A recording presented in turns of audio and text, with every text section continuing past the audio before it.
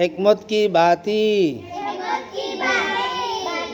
জ্ঞান গর্ব কথা।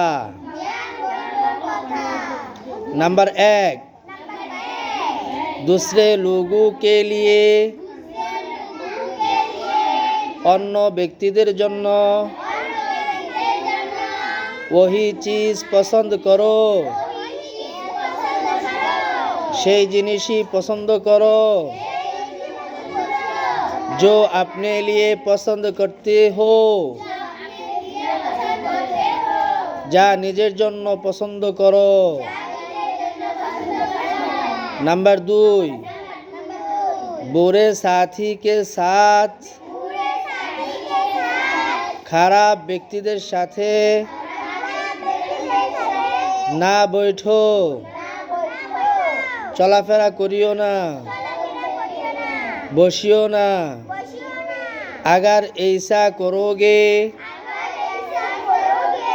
যদি এমনটা করো যদি খারাপ লোকদের সাথে চলো তো তাহলে বদনাম হয়ে যাওগে তাহলে সমালোচনার পাত্র হবে।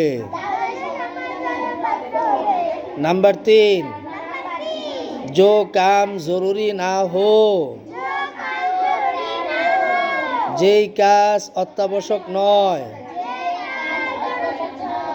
আবশ্যক নয় उसे ना करो তাকে করিও না। नंबर 4, अगर तुम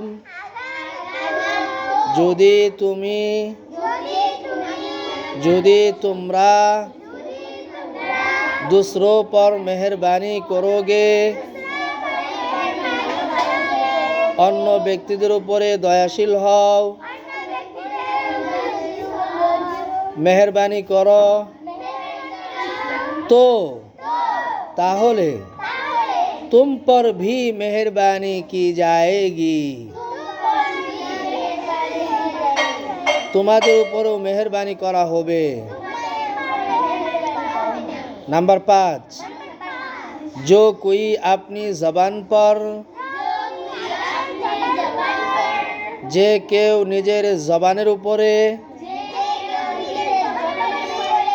কাবু नहीं रखता है कंट्रोल রাখে না শর্মিন্দা होता है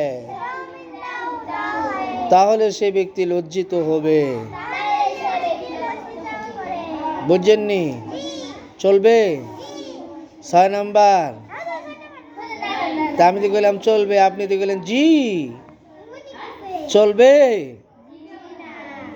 হিকমত কি বাতি মনে থাকবে? কয়টা কথা বললাম? অন্য ব্যক্তিদের জন্য তাই পছন্দ করবে যা নিজের জন্য পছন্দ করো। খারাপ ব্যক্তিদের সাথে ওঠা বসা করিও না।